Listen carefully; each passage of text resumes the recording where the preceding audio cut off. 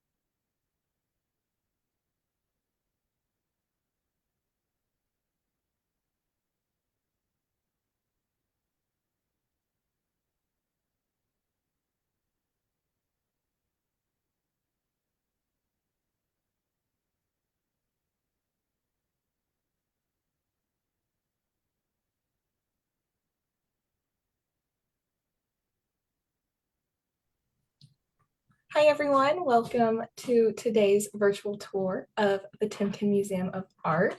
We are so excited to have all of you with us this morning.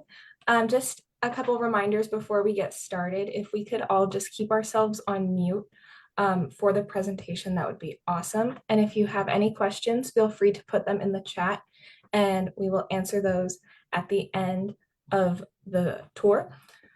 Let's see here, what else? If you're joining us over Facebook Live, welcome to you as well. And again, if anyone on the Facebook Live has any questions, feel free to put those in the chat and we'll get those answered at the end as well.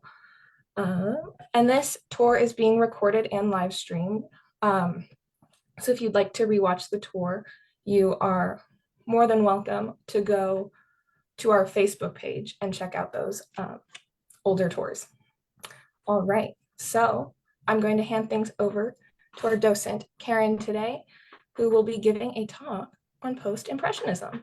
So Karen, I'm going to hand it over to you. Thank you so much, Haley.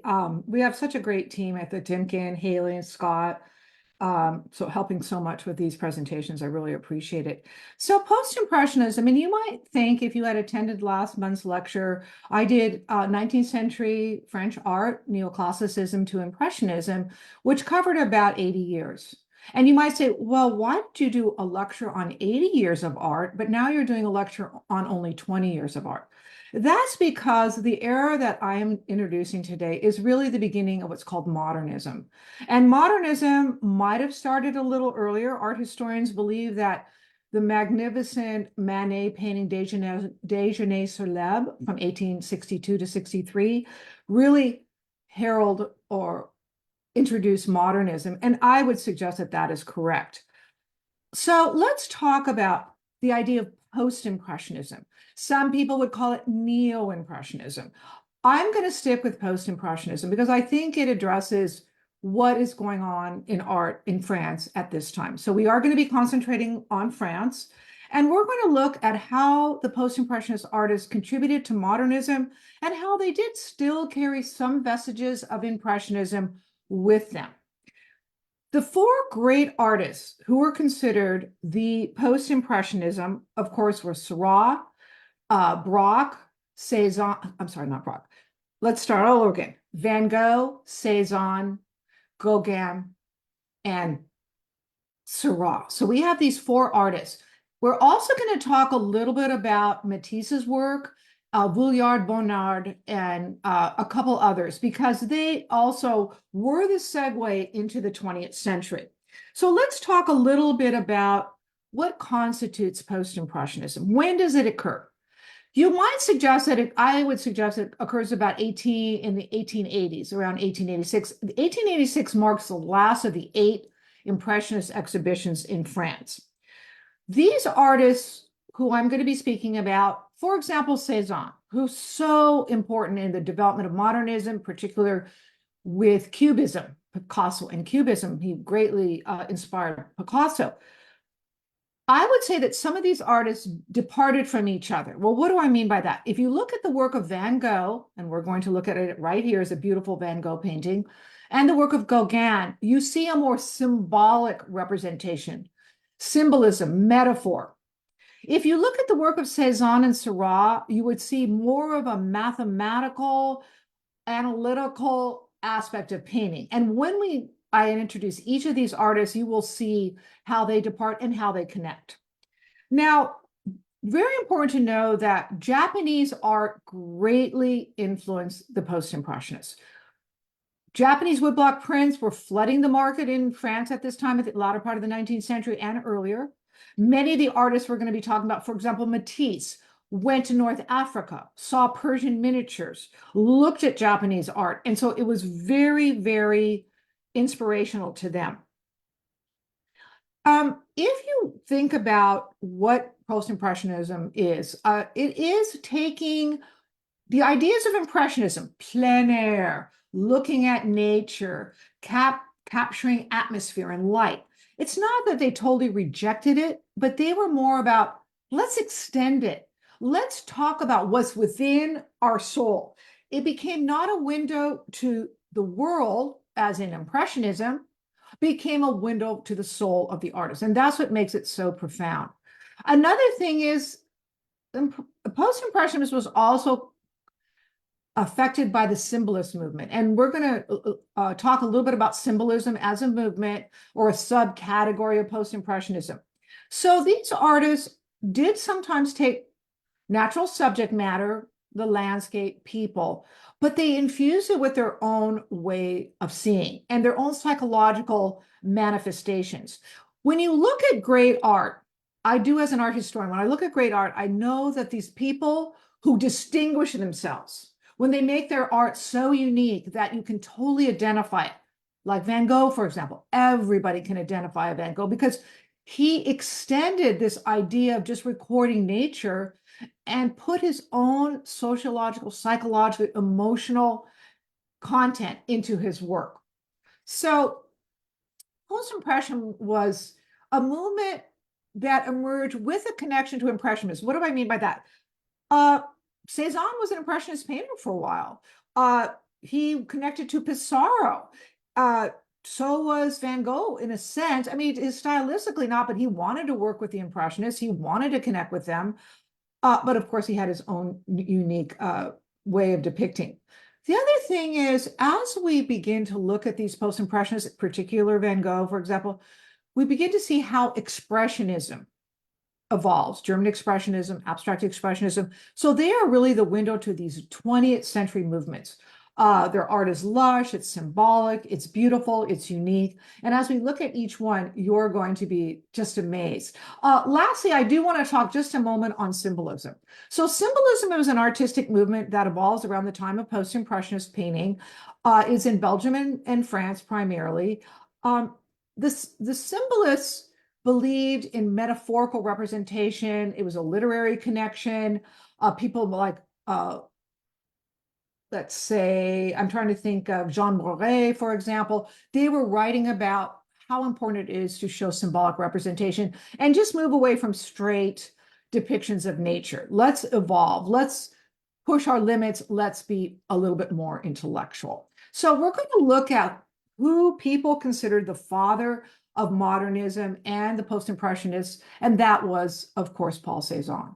Cezanne was a very lucky guy. He was from Aix-en-Provence. He was a very lucky man in that his father was a banker, and even though his father wanted him to follow in his business activities, Cezanne was a really, really great artist, and he was encouraged to paint. He started painting as an impressionist, and then, of course, he moved away from that. He lost interest in this sort of momentary recording of landscape. He found it a little bit boring. He also started to look at a very esoteric idea. It's called fracturing the picture plane, opening up the geometric forms. These artists were not very captivated by perspective. Artists for hundreds of years were grappling with how to display perspective. He was more interested in this opening up the picture plane, using geometric forms that fascinated him. So he had met the older statesman of Impressionism, Pissarro. We look at Monet and Pissarro as sort of the elder statesman of Impressionism. He worked with Pissarro, but then he began, as all great artists do, to move away. Eventually, his form of art, his post-impressionist standards really assisted Picasso and Braque in their designs of synthetic and analytical, I should say analytical and then synthetic cubism. Okay, so let's talk about a little bit about this painting. One thing that was a little frustrating for Cezanne is he often was rejected from the salons. To show his work, it took him, he submitted work like 5 to 7 years. He always was rejected. But about 11 years before he died, he became famous. He started showing his work. People started recognizing him. So it's a little bit sad that it took so long for people to realize his brilliance. Let's look at this portrait painting. Very unique in the idea of portrait painting, almost more unique than almost any other portrait that has been done. Why is it unique? First of all, look at the eyes. He is not showing us his soul. You don't even see finished eyes. These eyes are unfinished. And then we see how the palette is a barrier to us. In a sense, the palette is fused with his jacket and almost becomes part of the jacket. And we see it, but it's a barrier. I am the artist. I am, and not in an immodest way, but more in a way of, this is who I am. This is my barrier. Note the fact that he's using a lot of black outline. You see that in the beard, you see that in the jacket, and that comes from Japanese art. That's from Japanese, and also a lot of these artists looked at the style of cloisonné, and not so much with this painting, but I'm going to show you how porcelain cloisonné with these areas of color becomes very popular. So it's a muted palette, unfinished eyes, but we do have a little bit of levity with the background. And we see all the geometric forms, the canvas that we have no connection to, and then this palette. It's very severe. It's very, in a way, dogmatic, but it shows his skill and his move away from the natural depiction of someone. All right. Cezanne was very much known for the series of paintings he did of Mount Sainte-Victoire, and he was fascinated by it. He liked this link of the classical tradition of landscape and how important landscape was from the Renaissance on, but he wants to change. He wants to change the way we look at something. And this one also shows this emergence of geometric forms. You see it with the buildings here. He uses rectangles, squares, ovoids a lot. The mountain, of course, this beautiful triangular form. And so he infused it with this sort of spirit. And like the ancients of long ago, they saw mountains as sort of like this godlike presence. Like when you think about it, go to the top of the mountain. And that's also how Gauguin saw it. Cezanne saw it. And he painted it, as I say, multiple times. Look at the coloration. It's quite beautiful. These blues, light blues and greens, very natural. But again, pushing the limits of what the Impressionists did was just showing sort of the outdoors and the light, but he wanted to show it in his own way. So this is probably a very reveals sort of his sensibilities. So Basket of Apples, of still life, okay, standard of still life, but look, if you look carefully, the perspective is completely off. If you look at the right side of the table and the left side of the table, and I'm going to point it out with my cursor, look at this. It doesn't match up. It's a completely different perspective. Also, you see almost like the apples are tumbling off the tabletop, and then you see a bottle that's almost tilted. And the cookies, the biscuits here, again, you look, are they going to topple? And then the pears and apples in a tilted cornucopia format. But what we find, this is his brilliance, the unbalanced aspects of this painting, when put together, synthesized together, are very balanced. He uses these very bright colors. And that's another thing that these post-impressionists did. They really pushed the idea of color because the impressionists had a more subdued palette. Not always, but primarily, but these are much more strident colors, the use of primary colors, and then of course complementary colors. Complementary colors are much stronger. So let me show you a little bit of that. When you have red and green, those are complementary colors, and they tend to give a little more dynamism to the painting. Then we also see that he does use the primary colors here with the blues and the reds and the yellow, but there is a very unique quality to this still life. If you want to think about one of the greatest paintings of the early modernist tradition, we look at the Bathers, and that is considered his magnus opus. Cezanne did a few of these. This is called Big Bathers because it's the most important one. It's a very large painting. We also have small bathers. He did, I think, 4 of these. And it's a very unique work of art. When he created this, Cezanne was not interested in just a typical painting. He wanted people to see that this was approaching new ways of looking at things. He also didn't want an easy painting.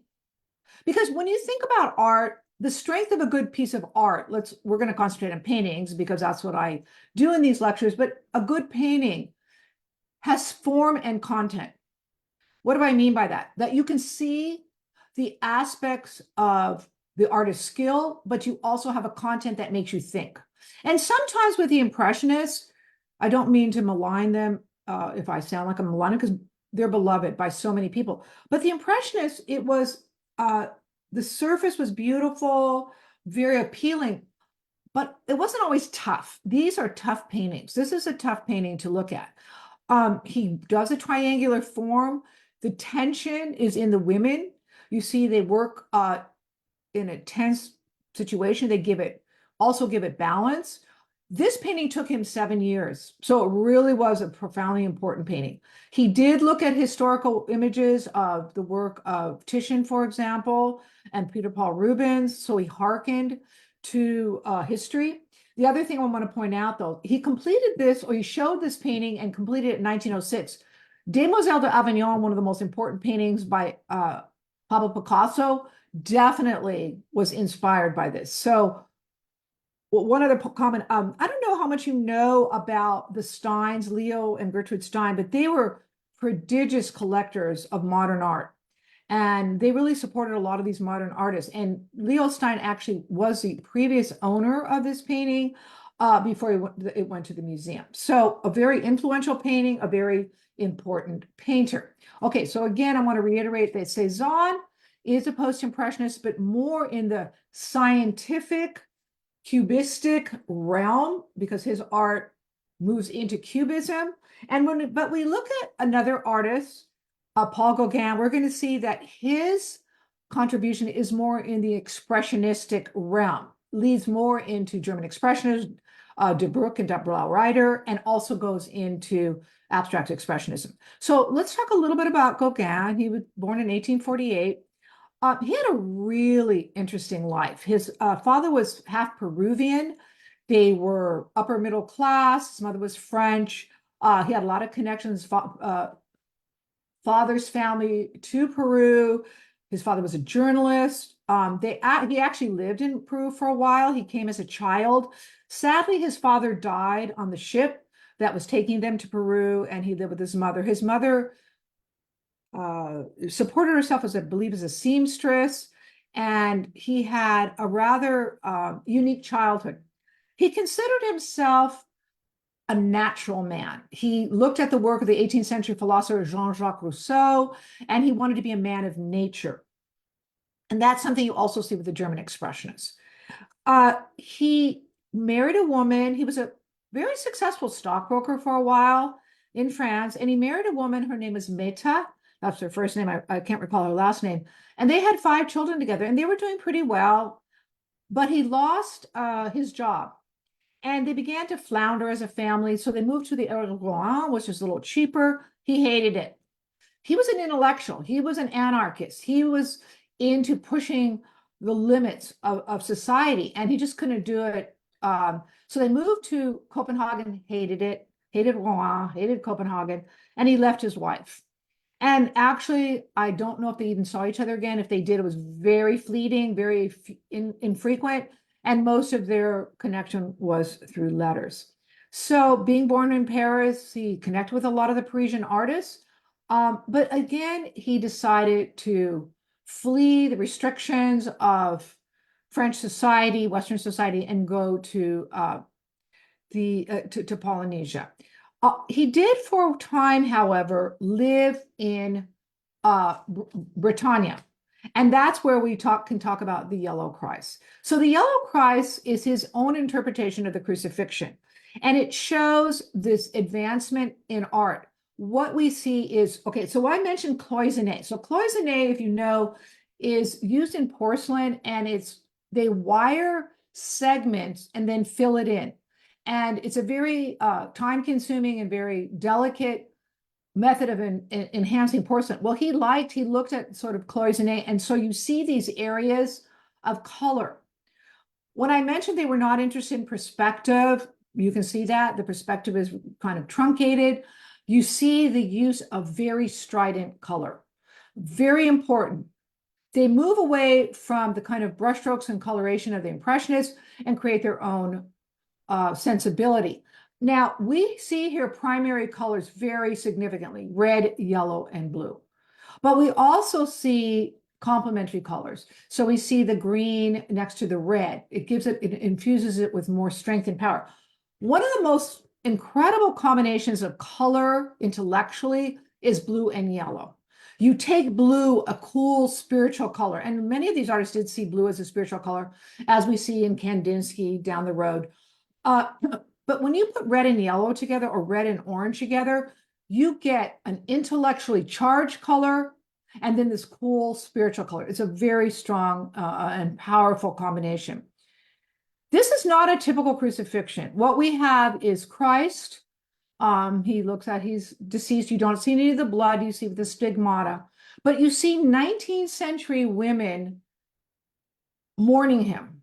So these women are in the costume of Breton, and they are, current of the time. And then we see people sort of climbing over a hill, but it's a very symbolic representation. And of course, it harkens this idea of symbolism, that we want our own intellectual and personal message to come through. And that's what we see with this painting. Now, we all know that he went to Tahiti and the Marquesan Islands. In fact, he did die in the Marquesan Islands. He was a wild guy. I mean, and we're going to talk a little bit about his work with Van Gogh. And when I show you the next painting, then we can talk about that. But I'm going to stick right here to his Polynesian experiences. So he lived in Polynesia, different areas of Polynesia. When he first got there, he thought, oh, I'm going to be this wild man in this natural setting. And he found that Polynesia wasn't that unpopulated. It was actually becoming a popular area. So he had to move to other parts of the Polynesian. As I say at the end, it was in the Marquesan.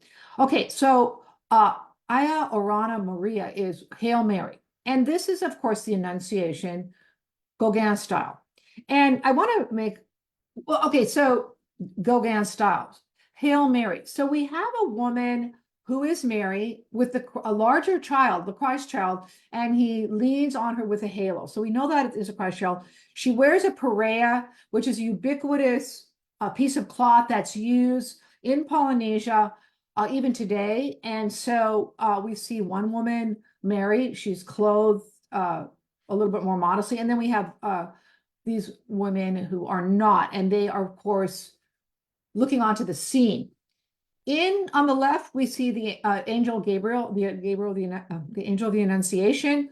And if you can see, it's a little bit patterned into the foliage. So I'm going to point out the yellow wing, yellow and blue of the garment, pink and yellow here. In the foreground, we have these lush tropical fruits, bananas, and so forth. So it's a very personal interpretation. He was a Catholic. He rejected religion as he got older, but he studied in Catholic schools. And so a lot of his art does deal with religious symbolism, but there is kind of a unique perspective on it and also some rejection. So this is Hail Mary. All right. Many people are intrigued with Gauguin and Van Gogh's collaboration. So we'll talk a little bit about that for a moment. This is a title painter of sunflowers. And of course, it's Van Gogh. We all can recognize that. And it's an amazing painting, absolutely so modern, so ahead of its time. Why? Well, first of all, look at the perspective. It's a modified aerial perspective. And then we have, it's not the face of the artist. What is important is the hand of the artist, the metaphorical hand. Our ideas are profound, and I place it on the canvas. So we see Van Gogh placing a dab of paint with his palette on the canvas, and we focus on those magnificent hands. Sunflowers. Well, we all know Van Gogh was famous for his sunflower paintings. He did many. He loved to paint flowers. I love that about him. And these sunflowers may or may not have been growing at that time. And they're in a vase here, a blue vase. And that, again, that beautiful blue, orange, and yellow together, that really powerful combination. How did they meet? What was the story behind that? I don't know if some of you saw a wonderful play, I think it was a couple of years ago. It was called The Yellow House. It was at La Jolla Playhouse. And it talked about the time before Van Gogh went to Arles, or we all know he went to Arles. So he had a very interesting life. I'm not going to talk about Van Gogh's life too much right now, but I will say that he met Gauguin through his brother Theo, who was an art dealer in Paris, and they really connected, even though they had a falling out. Gauguin always really liked Van Gogh. He really thought he was a brilliant man, and he loved his sunflower paintings. And actually, Van Gogh did give him a sunflower painting. So when this painting was done, Van Gogh painted a bunch of sunflowers because he had invited Gauguin to stay with him in Arles and work together, because Van Gogh always wanted a community of artists to work with. And at first he wanted to work with the Impressionists, and then he became involved with some of these Post-Impressionists. However, their sojourn together only lasted 63 days. It did not last very long. But in that time, Gauguin was able to paint this magnificent painting. So we see him touching up the canvas, you serious face, aerial perspective, the flowers crowding the picture plane, and all these outlines, again, with the influence of the Japanese. So let's look at the last painting by Gauguin, and then we're going to go into the work of Van Gogh specifically. Where do we come from? What are we? Where are we going? Probably this is his magnus opus, and it's a very sad painting, and I'll tell you why. Because it's contemplating our reason for being. You know, when I talk about Van Gogh, I'm going to talk about how he always looked for what is our place in the cosmos. This is kind of trying to understand our evolution as a human being. The tragedy that surrounds this painting is this.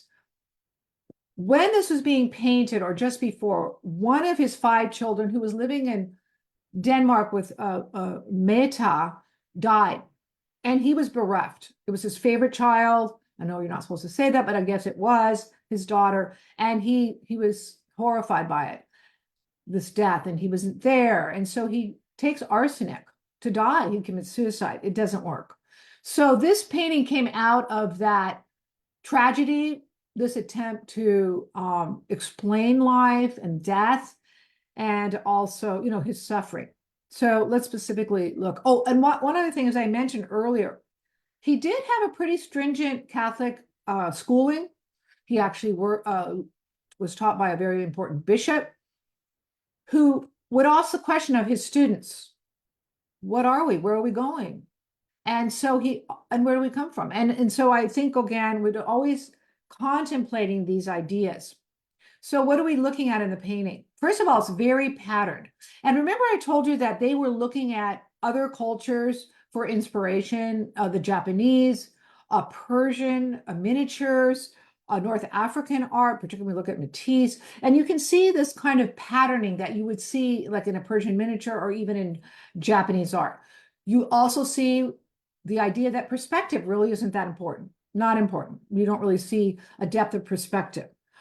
On the right is where the painting begins. You read it from right to left. And so we have young people, and because it might be a little blocked out, but suffice to say there's an infant here, of course, the beginning of life.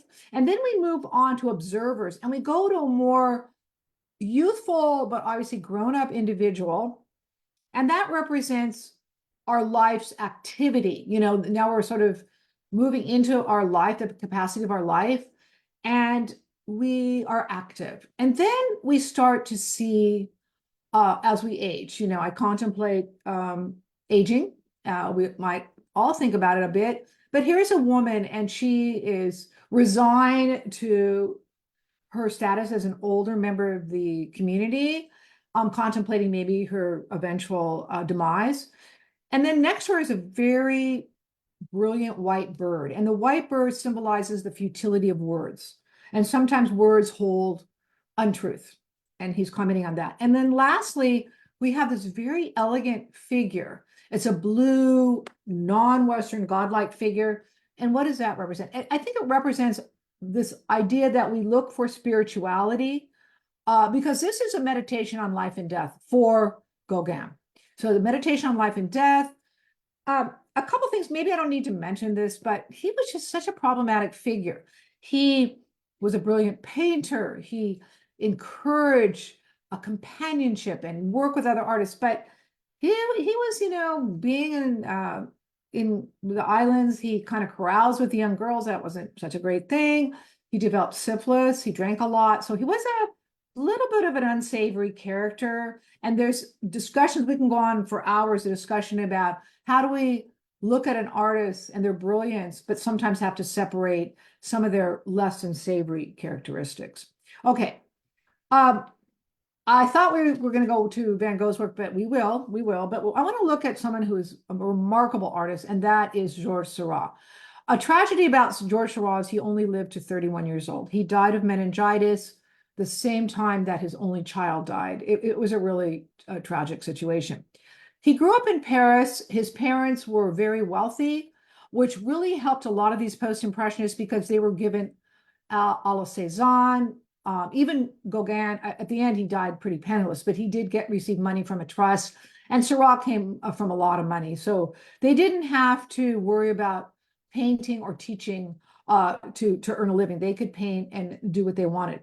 So he became, Seurat lived in Paris, died young, worked with a lot of artists, but he was very interested in the optical interests of a couple people. One was a man named Chevreul, who was a French chemist, and he worked with color theory, which helped to develop what we will see as pointillism. Now, pointillism also has a couple other names, but I'm going to stick with the old standards, pointillism, the use of dots. Now, look at his, this is his magnus opus. He loved to look at these scientists and mathematical discoveries. He also was very interested in 15th century art, the work of Piero della Francesca, who was a Florentine 15th century artist. So it's not that he was always looking at modern things that were happening, but he did develop this idea of pointillism. And pointillism is so unique. I mean, when you think about pixels and computers, I mean, he was so ahead of his time. And this painting took him years. Years to paint this. And I mean, I say years, 2 years, but it took him like hours and hours and hours because it's a very large painting. But he also would go to this area of the Seine, and he would study the people there and have to kind of document it. An important distinction between post-impressionists and impressionists would be that the impressionists did plein air painting. They painted from outdoors. That is not the case for the post-impressionists. Much of what they did was brought back to the studio. So they might go out and sketch, like he did something like 17 drawings, but they would compile it in the studio. They also used photography. You know, by this time, photography was about 60 years old. So they were using photography as well. So at one time, this area near the Seine, at the gates of the Seine, was an industrial area. It also had some private gardens and housing. At the time, however, that this was done, this was used as a community refuge. And so you often see in European cities, if you ever have the opportunity to go to Oslo, Norway, for example, there's a wonderful public garden.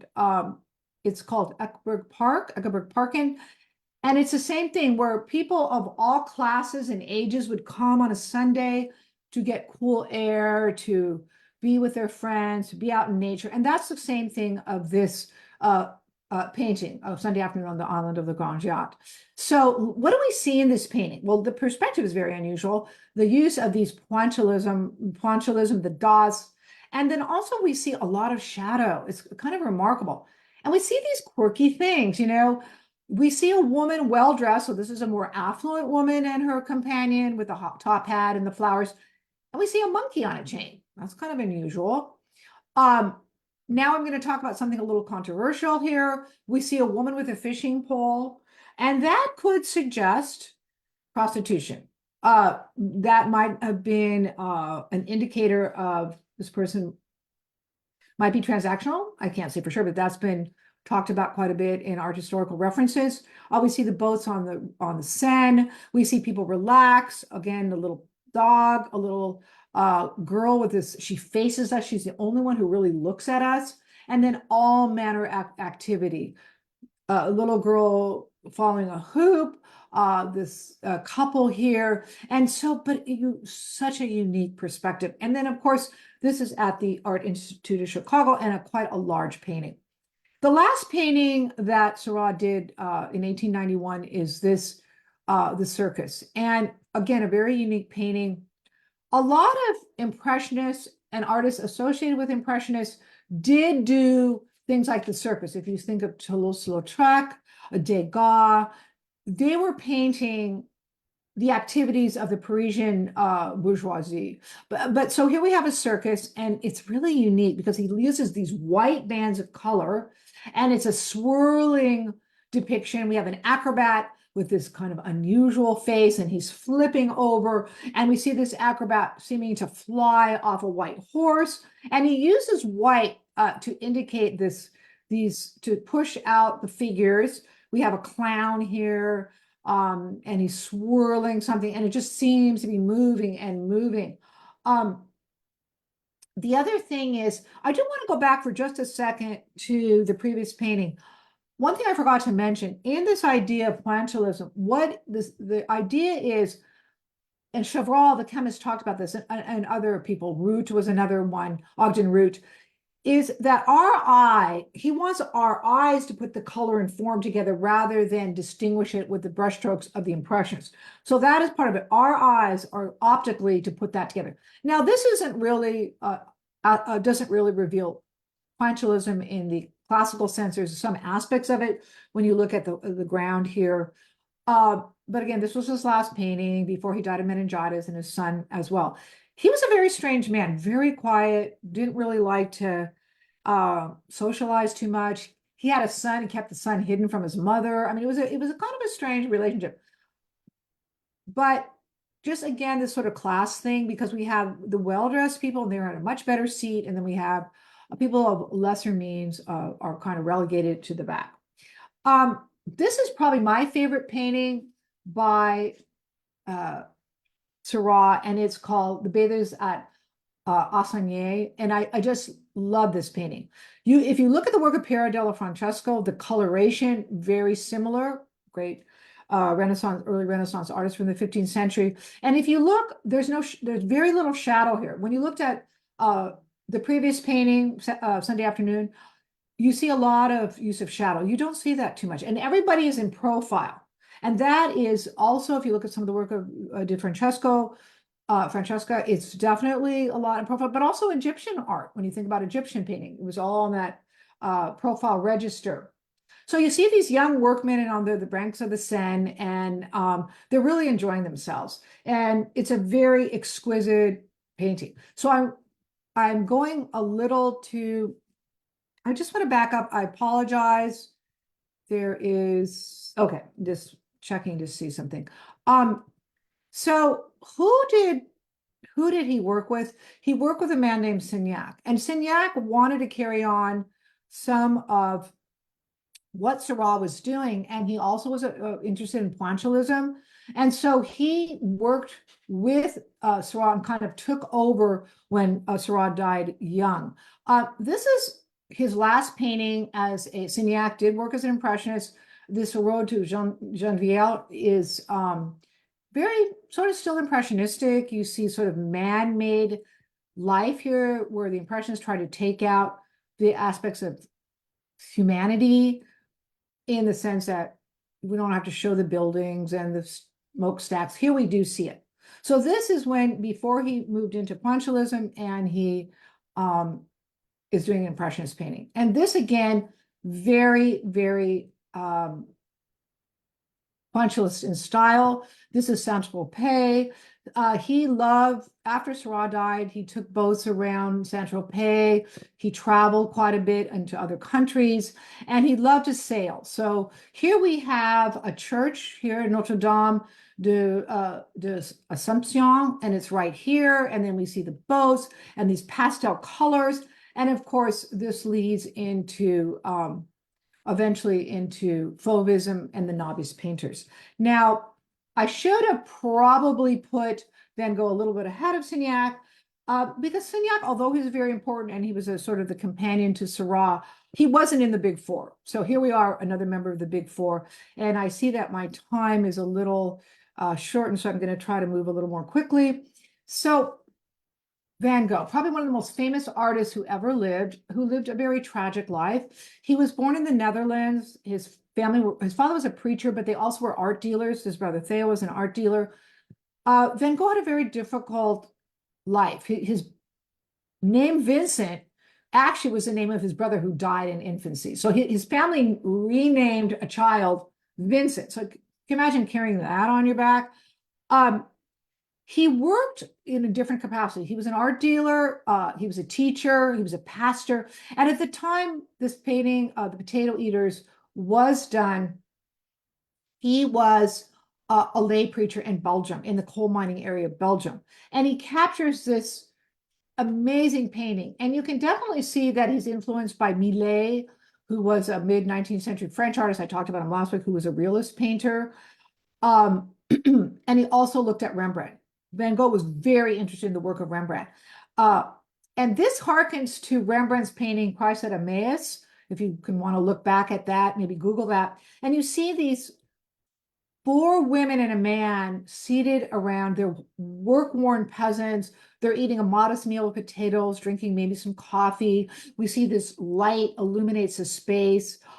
They're not meant to be realistic looking. They're meant to convey this idea of dignity, that these peasants deserve dignity, and not the disdain of the upper classes. And you can see this light, you can see this wood kind of holds up this very kind of unstable structure. And then of course these paintings on the wall. But this light, this is very Rembrandt-like. If you look at our masterpiece at the Timken, St. Bartholomew, you can see a lot of this monochromatic paint. Okay, we're going to go on. The Night Cafe. So the story goes, I referenced it, that he was in Paris. Van Gogh was in Paris with his brother Theo. And he was trying to drum up interest in an artist colony, collective. And he was trying to get people, you know, Sicily and Pissarro. They weren't too interested. He was a little quirky. And I say the only one who really gravitated toward him was Gauguin. And of course, we talked about him going to live with Van Gogh for a while. So so Van Gogh was living in Paris for about a year and a half. His brother's kind of like, okay, we got to go now. You're getting a little crazy. So he goes to Arles. And before he moves into a little yellow house, he stays at a room in the Café de Gare, Café, the train station. And he rents a room, and here we have the Night Cafe. So the thing is, Van Gogh loved the night. Painting the night was very inspiring to him. When we look at Starry Night, we look at the Night Cafe, he thought the night was captivating. And I've said this before, and I think it's worth repeating, that if you talk to artists, Most artists, for every day painting, so to speak, you'll have, for every 10-day paintings, 20-day paintings, you might only have one night painting. Most artists do not gravitate to painting night paintings. All right, so let's talk about this particular painting, the the room in the Café de Gauguin. You have a yellow, acerbic yellow. And again, I point out those complementary colors, the green and the red causes a sort of acerbic power. And you have a clock, metaphor of time, wasting. You love flowers, you have a bar here. And then we have these denizens of a bar. And it's unfortunate that many of them are in such bad shape that they couldn't even move out of the bar. They couldn't even go in to stay maybe in a hotel. And what Van Gogh would say is anybody who's in a bar at this time of night, things are probably going too well for them. So we have the proprietor here in white, cream and white. We have an unused billiard table, and we have this sort of slanting perspective that as we saw in Cezanne work. Playing with perspective, of course, is very part of the Impressionists. And again, he was very influenced by the Japanese, and we'll look at that in just a second. Probably my favorite painting by Van Gogh is this one, the Almond Blossom. It to me is just profoundly beautiful. It was given to his namesake, Vincent. Theo, his brother, his much-loved brother who supported him, was so helpful to him, had a child. They were living in Paris, and he invited Van Gogh to go to Paris and see his namesake. And he gave the painting, and they loved it, and they hung it in the nursery. But sadly, and at the time he brought the painting to Paris, Van Gogh was doing really well. But unfortunately, his mental health took a nosedive. He was in an asylum, and then it was said he committed suicide. I want to tell you, though, if you want to know more about Van Gogh, and I think it was a very inspirational movie, it's called At Eternity's Gate by the great painter and filmmaker Julian Schnabel. And he talks about the last 2 years of Van Gogh's life. And it is a supposition that he did not commit suicide, that he was doing a painting outdoors and he was being teased. He was mercilessly teased by the people of the village in Arles. And so it was said that he was painting outside and some kids were bothering him, and he kind of went after them and they shot him. So there's a lot of debate. Did he really kill himself? And then they said that he harbored this wound because he didn't want to get the kids in trouble. Not provable. Okay, so this beautiful Japanese woodblock style, the blossoms, almond blossoms are in, we don't know if they're in a vase or coming off a tree, but most likely they're in a vase. And he did a lot of paintings of flowers and these blossoms. So again, my favorite painting. Now, this painting is so ubiquitous, it's on coffee mugs and t-shirts. Everybody knows Starry Night, done a year before he died. And again, the swirling blue, it's a night painting. What is he depicting? He wants us to wants us to try to understand our place in the cosmos. And that's what he was doing. Now, most people would say, oh, he looked out of the sanitarium and that he was staying and he painted this. No, he didn't. He really didn't. This is from his imagination. He had a very vivid imagination, and this is what this comes from. And it isn't so much the town or this beautiful cypress or the church. What is beautiful about this painting is the swirling of the stars, the yellow of the moon. It's really remarkable. It's moving, not only metaphorically, but literally. And this contributes a great deal to what the Expressionists were doing. Let's express our inner turmoil, our inner thoughts. And I'm sorry, I'm going to have to move on because I want to talk about a group of painters really quickly. I only have about 5 minutes, and they're called the novice painters. And the novice painters were kind of a bridge to the 20th century. The novice painters, the most famous one would be Vuillard and Bonnard. We're looking at the work of Bonnard. And there were others, Maurice Denis. They thought of themselves as prophets. They thought they were kind of setting the stage for cultural, religious, and intellectual movement. But it didn't last very long. By about 1905, we have Matisse going into the Fauvism movement. So this is a short-lived movement, probably that only lasts about four or 5 years. And they concentrate on a little stylistically, sort of a different thing. They concentrate again on no perspective or lack of perspective, these areas of color, this reference to the Japanese. In fact, if you even look at the signature, it looks like a Japanese stamp. And Bonnard, again, came from a wealthy family. He trained as a lawyer.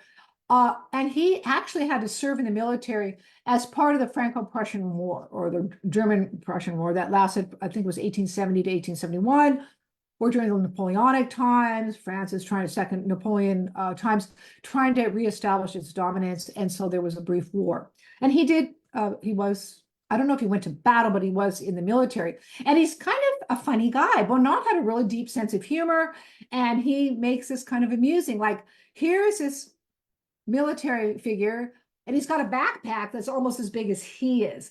And also, we don't really see his face. We see only one face, and it's sort of hidden. So there's a kind of a humor in this, but also this beautiful patterning. As I say, a lot of these artists, Bonnard and Vuillard, they looked at Persian miniatures, and they looked at this beautiful patterning. They densely patterned paintings. And really quickly, I want to show you the dining room. And again, this was done from memory. He bought a home in the countryside, and he loved it there. A lot of these artists, even though they didn't necessarily do plein air painting, they loved being out in the country. And here his wife, Bonnard's wife, is indoor-outdoor. She's leaning on the window sill, and there's a number of cats in the picture. Cat 1, I think there's 2 or 3. There's cat 1, there's cat 2. There might be a third cat, and then we have these bowls of sweets, the flowers, and the light comes in, and we have, rather abstracted forms, a rather abstracted perspective. And so this is kind of typical of the Nabis painters. Nabis is a word that means prophet in Hebrew and Arabic. And again, these artists saw themselves as kind of heralding a new era. This is Vuillard's work. Vuillard worked very carefully with Bonnard. And I really want to make sure we talk about Matisse in the last few minutes. And so I'm just going to show you that in some ways, again, hearkening to the interiors, they love the interiors. And Vuillard's mother was a seamstress.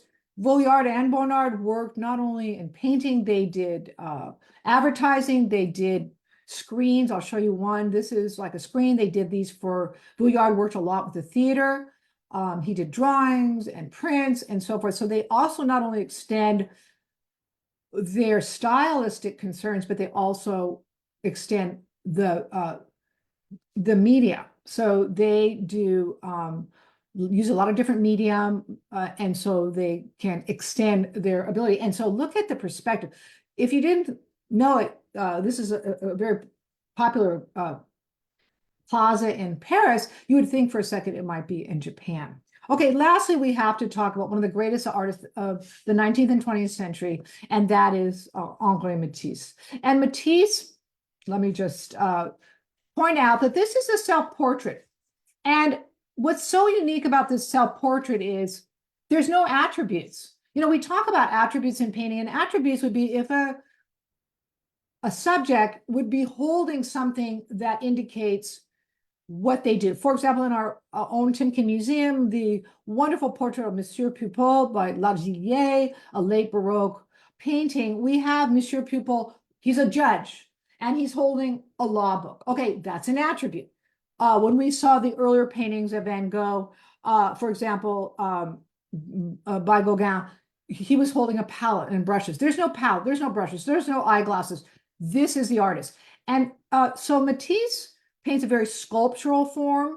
It almost looks like it was intended for a sculpture. He looks at us with, kind of curiosity. And he was born in northern France. He lived in Paris. He was very inspirational to a lot of artists. And in fact, he was always kind of in a little bit of a feud with Picasso because people thought that they were neck and neck in terms of their ability. And people said that Matisse had the most impressive use of color of any artist in the late 19th and mostly 20th century, because he died in 1954. But Matisse eventually lived in Nice. In fact, you can go and visit his home as a museum. He loved the south of France, and he loved patterning. And I'm going to talk about this last painting before I'm sorry, we won't have too much time for it, but I can go over if you want to talk a little bit about if you have questions. So this is Harmony in Red. Someone asked me, one of our docents, Maria, he is an art historian and was a docent at the Hermitage. Can you imagine the beautiful Hermitage? And I remember as a graduate student going to the Hermitage, and this is, of all the thousands and thousands of paintings, this one really, really spoke to me. And originally Harmony in Red was Harmony in Blue, but he didn't like the blue. So he painted over and created this raspberry red. If you notice, there's not one central aspect to this painting. And you see these arabesques because he went to North Africa. He looked at Persian miniatures, North African art and landscape. Obviously, the Japanese inspired him. And so we have these arabesques, these outline, this color, this abstraction. And it's just one of the most remarkable things. But you can see the use of outline. That's what the Japanese did. You see this lack of perspective, and you see the arabesque that you would find maybe in a Persian miniature. So I'm going to end here with a great Matisse, and I will just say that Matisse's philosophy was art should be an armchair in which you relax and are calm. To look at art, it shouldn't trouble you. It should calm you. And you might say, well, that's wonderful, but Picasso would say, oh, well, I like the idea I did Guernica to show you the political aspects of life. So nobody's better or worse. It just to show you sort of this advancement in modern art. So I'm going to stop there, and maybe Haley will let me know if there's, I know I kind of went over and I apologize for that, but if we have any questions, Haley. Yes, there was one in the chat from Facebook, and it says, what is the main difference between Impressionist and Post-Impressionist styles? Okay, that's a great question. So as I mentioned earlier, the Impressionists began to do a lot of plein air painting. And not to say they didn't do the cafes a la Degas, but they looked at the light, the time of day, the environment, and they wanted to use their impression, the short, choppy brush strokes and kind of capture the essence of the landscape. The Post-Impressionists were not interested in that. In fact, most of the time they painted in their studio, not outside. The other thing is they wanted to reveal their soul. They weren't interested in depicting the natural world as the Impressionists were. They wanted to express their inner psychology, their inner emotions, and they also were trying to push the boundaries of art. Impressionism was, when I say Manet, who is tangentially linked to the Impressionists, starts modernism. But if you look at the work of Monet, for example, you're not really seeing a psychological aspect of it, but you do with the work of Gauguin, for example, Van Gogh. So it's really about where they painted, what they painted, but the main difference, Post-Impressionists, the soul of the artist to be revealed, Impressionists, the natural world to be revealed. So I hope that, I think that pretty much, in just a few bullet points, it kind of covers that. Yes, I have another question for you. Sure, I love the questions. Okay, so this one's from the Zoom. These artists that you mentioned didn't concern themselves with using perspective in their paintings. Did these artists go through training at an art school? What a good question. Yes, not all of them did. Some of them did. Like, for example, I believe it was, like, for example, Bonnard. He studied law and then he went to art school. So many of them did go to art school, and some of them for a very brief amount of time, but they weren't connected to art schools as significantly as some of the Impressionists. But some of them, yes, they did. And some of them did. For example, Cezanne was rejected, but eventually he did, I believe he did show with some of the Impressionists. So in the beginning, some of these artists were considered to be Impressionist painters. They evolved from there. They pushed the limits. It's kind of like, I think like a metaphor might be that they learned cooking from the Impressionists, but then they wanted to be gourmet cooks. And so they wanted to go beyond. They wanted to give it another level because, as I mentioned earlier, you've got form and content. And a lot of what the Impressionists are doing is a beautiful form, but they wanted to go deeper. If I just have a minute, I want to make a comment about this question. If you have an opportunity to go to the Timken and see our new exhibition, it's remarkable. And the young artist who's there, she did a lot of abstraction in the exhibition. It's a beautiful show. But there was a wonderful talk last week at the museum, and what that was pointed out is this artist who does a lot of abstract work, and she's only a young woman in her late 20s. When she was younger in art school, she could do phenomenally representational work, figurative work that was photographically real. But she moved away from it. She became tired of it. Just like Picasso, when Picasso was 15, and you all know the story, he could paint better than his father was an art professor. So he's not going to stick with repeated figurative work or representation work. He wants to go beyond. He wants to think about stylistically changing things with perspective and color and form and inspiration. So that's kind of the difference. That's why these artists are considered modern artists. The beginning of modernism, which extends to about 1950. And then we go into contemporary. I hope I answered, I kind of long-windedly answered that question. I apologize. It kind of got, any other questions? I am not seeing any other questions, so I think that was it. Thank you again so much for this awesome tour, Karen.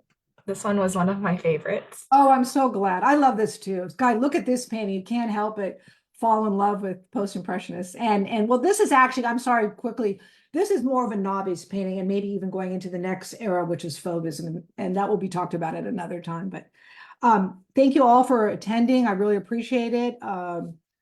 And so I guess without further ado, unless there's any other questions, we'll sign off, right, Haley? And no more questions? No more questions. Everyone, before you go, I just want to remind you that if you want to go back and watch this tour or any other previous tours, they can be found on our Facebook page. And if you would like other information about tours put on by the Timken, please check out our website. Thank you again for joining us all this morning, and thank you again, Karen, for this awesome. Most welcome. Thank you all. See you all next time.